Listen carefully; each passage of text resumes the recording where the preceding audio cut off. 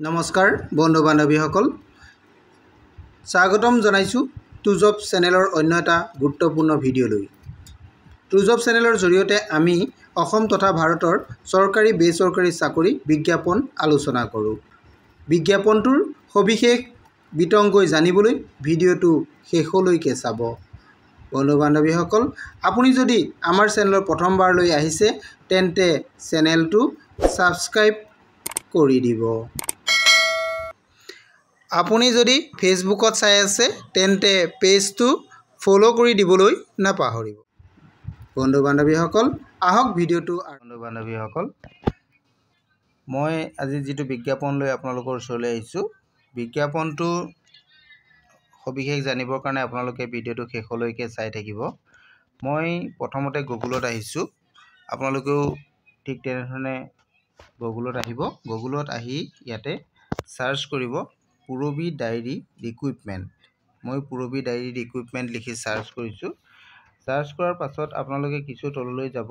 তললৈ গ'লে ইয়াতে দেখা পাব এইটো ৰিক্ৰুইটমেণ্ট purabi.com, এই অফিচিয়েল ছাইটটো দেখা পাব। ইয়াতে আপোনালোকে পোষ্টসমূহ দেখা পাব। এই অপশ্যনত আপোনালোকে যাব, আপোনালোকে বেলেগত নাযাব। এই যিটো পুৰবী ডায়েৰী ৰিক্ৰুইটমেণ্টৰ যিটো ছাইট, এই ছাইটত আপোনালোকে যাব। যোৱাৰ পাছত আপোনালোকে ইয়াতে ক্লিক কৰাৰ লগে লগে আপোনালোকে ইয়াৰ পোষ্টসমূহ দেখা পাব। ইয়াতে আপোনালোকে চাওক, ইয়াতে বহুত পদ আছে, পদসমূহ আপোনালোকে দেখা পাব। মই পদসমূহ আপোনালোকক দেখাই দিব বিচাৰিছোঁ। প্ৰথমতে নাম্বাৰ 1ত যিটো পদ আছে, এই পদটো হৈছে ডেপুটি মেনেজাৰ বা ছিনিয়ৰ এক্সিকিউটিভ মাৰ্কেটিং চেলছ ফৰজন। ইয়াৰ কাৰণে এইটো পদ আহিছে, এইটো আপোনালোকে দেখা পালে নাম্বাৰ 1 পদটো। ইয়াৰ কাৰণে এই পদটোৰ কাৰণে আপোনালোকৰ অনলাইন আবেদন কৰিব লাগিব। আপোনালোকে অনলাইন ছাবমিশ্যন ফৰ এপ্লিকেশ্যন, আপোনালোকে অনলাইন মোডত ছাবমিশ্যন কৰিব লাগিব। আপোনালোকে লাষ্ট ডেটটো 16 ফেব্ৰুৱাৰীলৈকে দিয়া হৈছে। আপোনালোকে 16 ফেব্ৰুৱাৰীৰ ভিতৰত আবেদন কৰিব লাগিব। আৰু এই বিজ্ঞাপনটোৰ সবিশেষ মই আপোনালোকক জনাম। প্ৰথমতে আমি বাকী পদকেইটাৰ বিষয়েও জানি লওঁ। 2 নম্বৰ যিটো পদ আছে, এইটো পদটো আপোনালোকে চাওক। 2 নম্বৰ পদটো হৈছে এক্সিকিউটিভ মাৰ্কেটিং এণ্ড চেলছৰ। এইটো এক্সিকিউটিভৰ পদ আছে।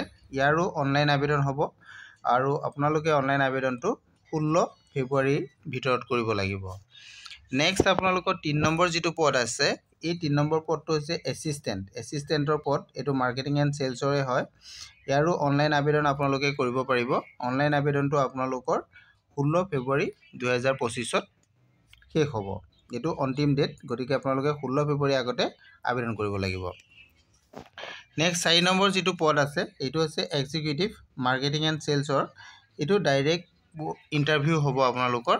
ইণ্টাৰভিউটো হ'ব আপোনালোকৰ 30 জানুৱাৰী 2025। 30 জানুৱাৰীত আপোনালোকৰ এইটো ডাইৰেক্ট ইণ্টাৰভিউ হ'ব। আৰু 5 নম্বৰ যিটো আছে এছিষ্টেণ্ট 1 চেলছ এণ্ড ডিষ্ট্ৰিবিউটৰৰ কাৰণে, ইয়াৰ কাৰণে এইটো ডাইৰেক্ট ইণ্টাৰভিউ হ'ব। এইটো 31 জানুৱাৰী 2025ত আপোনালোকৰ ইণ্টাৰভিউ হ'ব। এই লাষ্টৰ 4 নম্বৰ আৰু 5 নম্বৰ পদটোৰ কাৰণে আপোনালোকে আবেদন কৰিব নালাগে, ডাইৰেক্ট ইণ্টাৰভিউ যাব লাগিব। বাকী যি 3টা বাকী পদ আছে সেইকেইটাৰ কাৰণে আপোনালোকে অনলাইন আবেদন কৰিব লাগিব। অনলাইন আবেদন কৰিবলৈ ইয়াতে যিটো আপোনালোকৰ এপ্লাই নাও অপশ্যন দেখিছে, এই অপশ্যনত গ'লে আপোনালোকে আবেদন কৰিব পাৰিব। এতিয়া আমি পদকেইটাৰ বিষয়ে শিক্ষাগত অৰ্হতা আৰু ইয়াৰ বয়সৰ সীমা এইখিনিৰ বিষয়ে জানিব লাগিব। এইখিনিৰ বিষয়ে জানিবৰ কাৰণে আমি প্ৰথম যিটো পদ আছে ডেপুটি মেনেজাৰ বা ছিনিয়ৰ এক্সিকিউটিভ, এই পদটোৰ কাৰণে আপোনালোকে ইয়াতে দেখা পাইছে ডিটেইলছ অফ এডভাৰটাইজমেণ্ট TOR, এই অপশ্যনত আপোনালোকে যাব। যিটো TOR অপশ্যন আছে ইয়াতে ক্লিক কৰিব। ক্লিক কৰাৰ লগে লগে আপোনালোকৰ ইয়াৰ এডভাৰটাইজমেণ্টটো ডাউনলোড হ'ব। আপোনালোকে বিজ্ঞাপনটো ভাল ধৰণে চাই ল'ব পাৰিব। মই আপোনালোকক ডাউনলোড কৰি দেখাই দিয়া নাই, আপোনালোকে নিজে ইয়াতে ডাউনলোড কৰি চাব পাৰিব। এই অপশ্যনত ক্লিক কৰিব। ক্লিক কৰিলে আপোনালোকে ডাউনলোড কৰি চাব পাৰিব। আৰু ঠিক তেনেধৰণে আপোনালোকৰ এক্সিকিউটিভ যিটো মাৰ্কেটিঙৰ পদ আছে, ইয়াৰ কাৰণেও আপোনালোকে বিজ্ঞাপনটো ইয়াতে ডাউনলোড কৰি চাব পাৰিব।